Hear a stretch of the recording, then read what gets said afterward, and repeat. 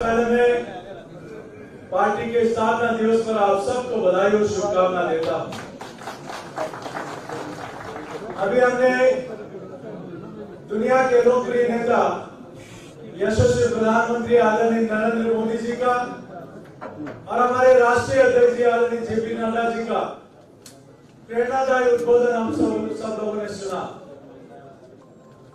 और ये ऊर्जा का संचार जब उनका उद्बोधन चल रहा था तो प्रत्येक कार्यकर्ता के चेहरे पर एक चमक थी।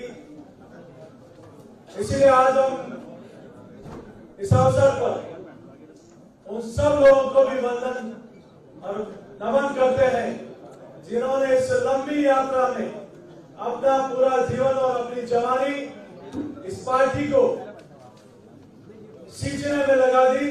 एक बार जोरदार ताली बजाकर उन सब का अभिनंदन करें जिन्होंने कई वर्षों तक कई उस समय जो उस कार्यक्रम में जिन्होंने कभी किसी पद की अपेक्षा नहीं की, लेकिन एक विचार था, एक ध्येय के साथ, एक लक्ष्य के साथ इस विचार को आगे बढ़ाने का काम किया।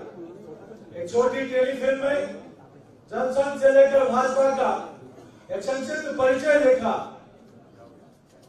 हम कल्पना नहीं कर सकते थे जिस प्रकार के नारे, जिस प्रकार की यातना और प्रताड़नाएं उन विपरीत परिस्थितियों में इस विचार को आगे बढ़ाने के लिए लोगों ने किया होगा।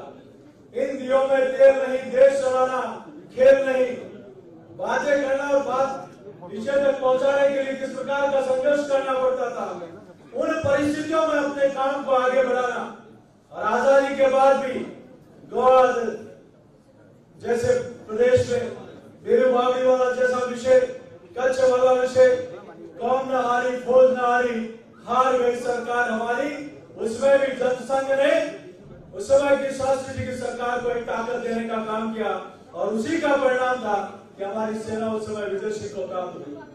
आज तक का कार्यक्रम आप और हम सब लोग उठा के देखें, आदरणीय जेपी माथुर साहब से डॉक्टर सतीश पुनिया जी तक उन सब लोगों ने मेहनत की पराकाष्ठा करके इस पार्टी को यहाँ तक पहुंचाने का काम किया। अब हम उन सब के लिए एक बार जोरदार ताली बजाकर उनका अभिनंदन करें और जिनका नेतृत्व आप और हम सब लोगों को मिल रहा है, जिनके नेतृत्व में भारत कई आयाम स्थापित कर रहे हैं, जिनके नेतृत्व में जहां भारत दुनिया की तरफ देखता था, परिवर्तन ये आया कि आज दुनिया भारत की तरफ देखती है और नरेंद्र मोदी जी की तरफ आशा भरी निगाहों से देखती है। ये परिवर्तन पिछले दिनों में आया है। इसलिए लोग भारतीय जनता पार्टी को सिर्फ चुनाव लड़ने और चुनाव जीतने तक का नहीं, भारतीय जनता पार्टी एक आंदोलन है, भारतीय जनता पार्टी एक विचार है और भारतीय जनता पार्टी एक बदलाव का द्योतक है।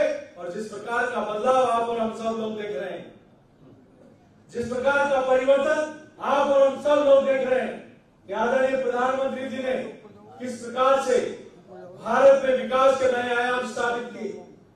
पहले सिर्फ नारों का देश था, लेकिन उन नारों को साकार करने का परम पूज्य दीनदयाल जी उपाध्याय जी का सपना था, अंत्योदय का, पूज्य बाबा साहब का सपने को साकार करने का कोई काम कर रहा है तो आदरणीय नरेंद्र मोदी जी के आप हमारी सरकार भारतीय जनता पार्टी की सरकार कर रही है। मित्रों, आप और हम सब लोगों को भी मेहनत की पराकाष्ठा करने की आवश्यकता है। दुनिया की सबसे बड़ी पार्टी बनने का गौरव तो मिला ही, लेकिन अपेक्षाएं भी बड़ी है। उन अपेक्षाओं पर खरा उतरने की जिम्मेदारी भी आप और हम सब लोगों की है। और इस राजस्थान की अराजक, नकारा और निकम्मी सरकार, तुष्टीकरण की पराकाष्ठा करने वाली सरकार, उस सरकार से भी लोहा लेने का जिम्मेदारी आप और हम सब लोगों को है।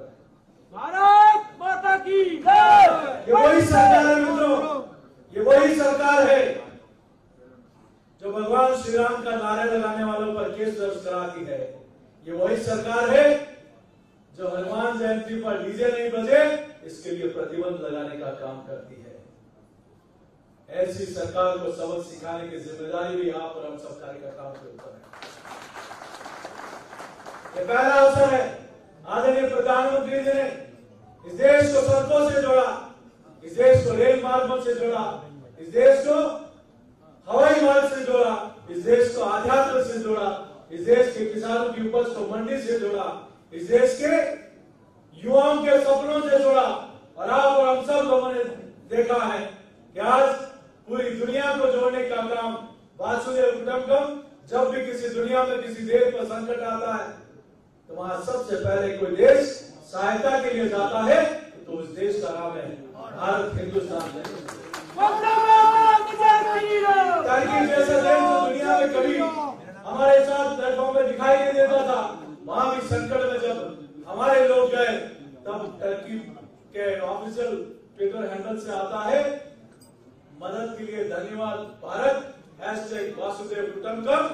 वासुदेव कुटुंबकम का हमारा ध्येय वाक्य आज पूरी दुनिया में पहुंचने लगा है।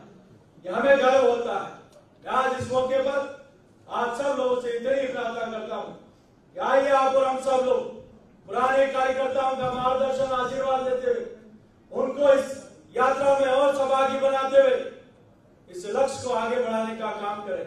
और जो जिम्मेदारी आदरणीय प्रधानमंत्री जी ने और राष्ट्रीय अध्यक्ष जी ने दी है उस काम को आगे बढ़ाने का काम करें। और हमारा जो ध्वज है आज हर घर पे फहरा है, सेल्फी विद फ्लैग, इस काम को भी हम लोग पूरा करें। और 11 तारीख को ज्योतिबा फुले जी की जयंती, 14 तारीख को बाबा साहब की जयंती और मन की बात का 100वां अध्याय जिसमें राजस्थान की भी अनेक बातें आदरणीय प्रधानमंत्री जी ने अपनी मन की बात के कार्यक्रम में लिए, वो प्रभावी कार्यक्रम हो और इस सेवा पकड़ने में हमारी सबकी भूमिका हो। यही कहते हुए मैं अपनी बात को समाप्त करूंगा। एक बार जोरदार जयघोष करेंगे, जय काला वीर बजरंगी।